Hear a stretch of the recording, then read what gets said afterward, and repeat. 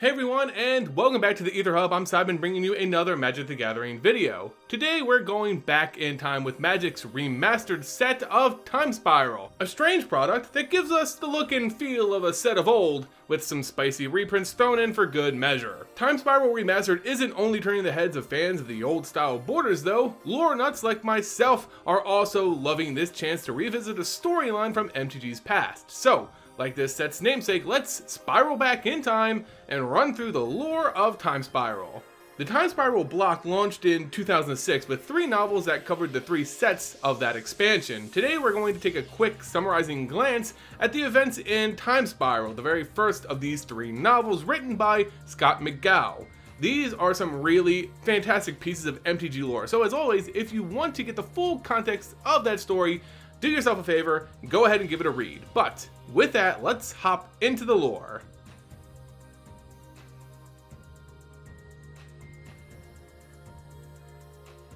The Time Spiral Crisis was an event that occurred on the plane of Dominaria, one of the most important and influential planes in the entire multiverse. As Dominaria is commonly believed to be the literal center of the multiverse, its nexus, its health and survival could be crucial to the state of everything. Although Dominaria has to this point survived countless cataclysms and extinction level events, those trials have certainly done a number on this increasingly fragile plane. Dominaria, for all of its fonts of mana, is slowly being drained of its essence. Its mana ley lines are spilling out into the blind eternity. In all sense of the word, Dominaria is currently dying. Dying from the many wounds inflicted over countless previous conflicts. This is the scene a Planeswalker arrives to on Dominaria. Teferi, an old walker from the earliest histories of MTG. Dominaria is his home, and like so many others, Teferi is troubled by the state of his world. However, the fact that Dominaria still stands at all is a bit of a shock to him. You see, Teferi left Dominaria back during the invasion of the Phyrexians some years prior to these events. The Phyrexians were by far one of the largest threats to ever face this plane, with powerful characters like Urza giving their lives in order to save Dominaria. But Teferi, he didn't share in their optimism to beat back this threat. Fearing that the Phyrexians could win the day or at the very least cause untold destruction and massacre millions, Teferi, a master of time magic and temporal spells, literally shifted a large portion of his home continent, Jamura, and a big chunk of the neighboring nation of Shiv out of the current timeline. This event was known as the Planar Shift, a powerful spell that took 2 entire civilizations and their land out of existence, placing them in a stasis safe from the Phyrexians until the conflict had ended. Teferi, of course, did this to protect his people, but including Shiv was a gesture of friendship, as Shiv is home to one of his closest companions, Joyra. Without the aid of these nations, the battle against the Phyrexians was made much harder, but still, heroes vanquished this ancient foe and Dominaria seemed to finally be free of strife. But this war did have a hidden cost, and Dominaria paid a very heavy price. Teferi and Joyra, upon seeing Dominaria's sorry state, began to investigate what could have caused all the plane's mana to just leak out. They found that rifts had begun to form and split and rip apart the plane's outer shell, sort of like our planet's atmosphere. These rifts all coincided with massive events from Dominaria's past. Of course, the most recent came from the war with the Phyrexians, with their wrathy overlay and the destruction of Tolaria College each causing new rifts which tipped this disaster over the edge. But even more ancient calamities, such as the use of the Solix Blast during the Brothers' War, the birth and death of the goddess Corona, and even the fall of the long-lost Elder Dragons, had all caused latent rifts which just now began to pose probable threats. Teferi, despite being a hero in our more modern tales, is not without blame here. His Planar Shift spell too caused a rift to form, but worse still, his spell was beginning to fade with the lack of mana remaining on Dominaria. The nations he had phased out looked to crash back into reality in an extremely violent way if Teferi couldn't find a solution. He likened it to a meteor the size of an entire continent suddenly crashing into Dominaria. If this were to happen, the rifts would be the very least of their problems. Regardless, studying these rifts would be where this adventure had to start. If they could learn how they were absorbing Dominaria's mana, maybe they could stop it and then ease the Planar Shift spell for a less devastating re-entry. Teferi and Joyer first travel to Skyshroud to meet with the Planeswalker Phyrexia, a former friend and hero of the plane. However, Teferi finds he's no longer welcomed here, shunned for his cowardice during the Phyrexian invasion.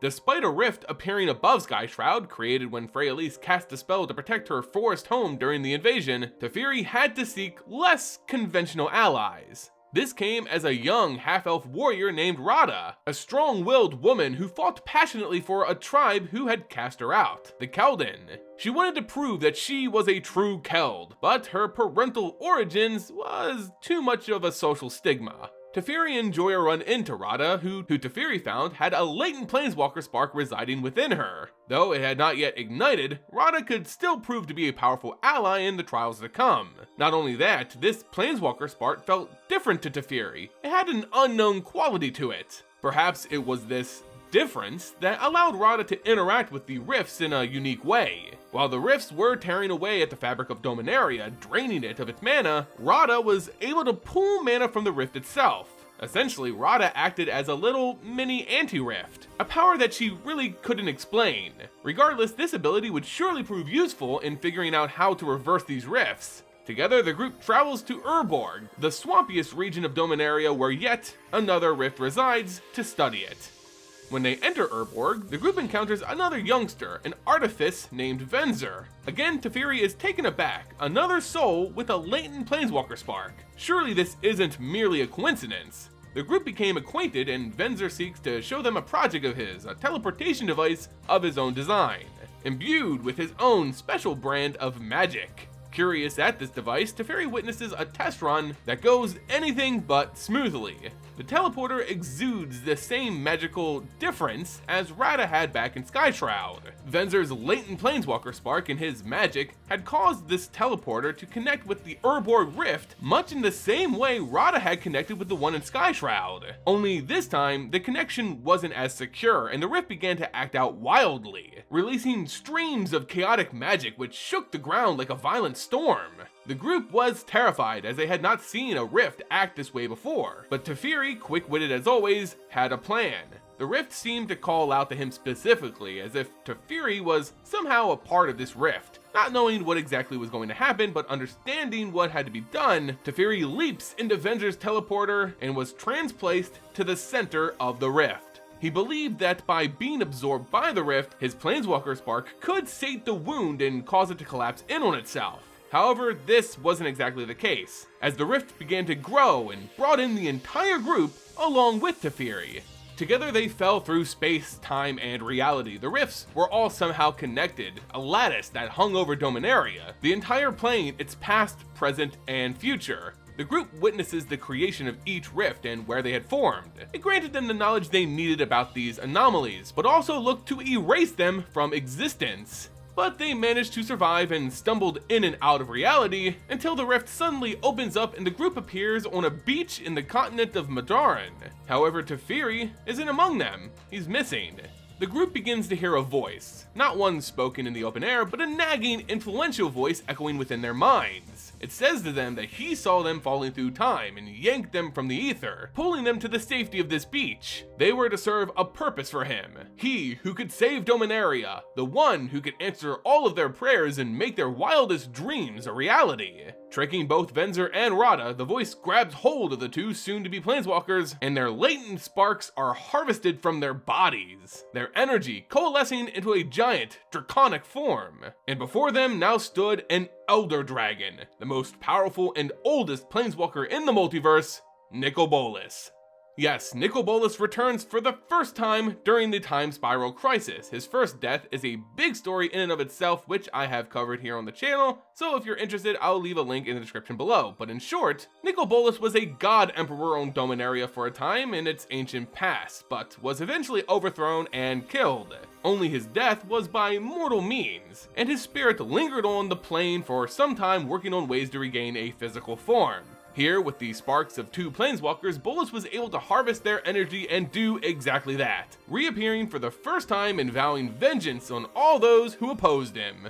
Of course, being spark harvested and having a giant dragon declare his intent to rule all with an iron fist, well, it doesn't do much to inspire confidence in a group of heroes who were just attacked. At this time, Teferi again appears in reality to a surreal scene, a newly formed Elder Dragon facing off against his companions, who don't know how outmatched they truly are. Even an old walker like Teferi with untapped magical potential and the ability to disrupt and manipulate time wasn't really a threat to someone like Bolas. Still, Teferi steps in, hoping to buy his friends time to escape, but Bolas swats Teferi away like a fly. Bolas would have crushed the Time Mage if the dragon wasn't convinced of an even bigger threat. Teferi, bloodied and bruised, manages to convince Bolas of the dangers the rifts pose, not only to Dominaria but to the entire multiverse, the very thing Bolas looked to rule over. Bolas could feel it, his sensitive ties to the mana ley lines being frayed. These rifts could spell the end of everything. They were the only credible threat to his future rule.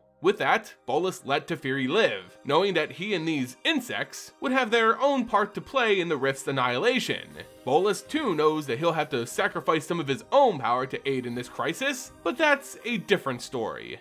Teferi still has a major disaster to face. Though they have learned so much about the rifts and gained a very powerful ally-ish in Bolas, the impending end of Teferi's planar shift spell was looming. Together, they make their way to where Shiv and Jamora once stood, now a shimmering echo of what used to be. Faints of the once industrial mountainous regions phase in and out of reality as the spell begins to weaken, with another massive rift appearing above them.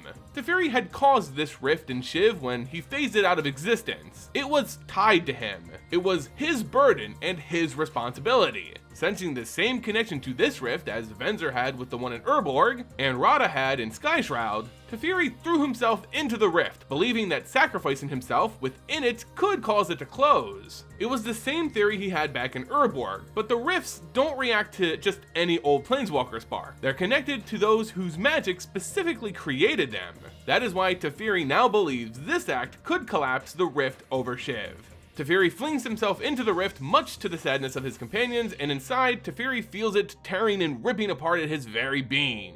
It does in fact feel as if he's being absorbed by the rift, but in reality, the rift is only absorbing and draining his energy, rather than feeding on that of Dominaria's. Much like a black hole, Teferi feels as if nothing's going to be enough to sate these rifts and save Dominaria. But with a snap and a break, Teferi falls back down to the plane's surface. The rift wobbled in and out of reality and began to fade away. He had done it. He had uncovered how to end these rifts, but it came at a steep cost. Teferi felt changed. The same spark that gave him so much power that made him a planeswalker was no more. The rift had drained him of his spark, but that power was enough to overload it. Teferi was now a mortal mage, with a fraction of the power he once held, but the rift was no more. Shiv, without the Planeswalker's power, again began to phase into reality, but without the rift's influence absorbing the spell, it gradually fell into place as if it had never vanished to begin with, avoiding at least one tragic end to this ongoing crisis. But now, as a mere mortal, Teferi and his companions would have to seek out the other rifts, and those powerful individuals who created them, in order to save the entire multiverse. And that, you guys, was the first story of our remastered look at the Time Spiral block. Again, the synopsis comes from the very novel of the same name, but it's not the end of this story. Time Spiral is just one set of 3 for this block and the story told across it. And while the remastered set contains cards from that entire block, this series and its lore is going to be broken down based on the novel. So consider this just part 1 of the Time Spiral saga, which will be followed up by Planar Chaos and Future Sight. Still, this was a really fun look at an older story from Magic's past, and it gets new life with a remastered set. Anyway guys, that's gonna do it for today's video. If you enjoyed it, make sure you leave us a like, comment, and of course subscribe. They all go a long way improving our videos and the algorithm and supporting our content overall. You can also support us over on Patreon, where patrons get awesome perks like videos early, signed monthly cards, and of course, your names mentioned at the end of our videos. These videos are made for you guys with your help, and all of it is greatly appreciated. As always guys, thank you all so much for watching, and until next time, see ya!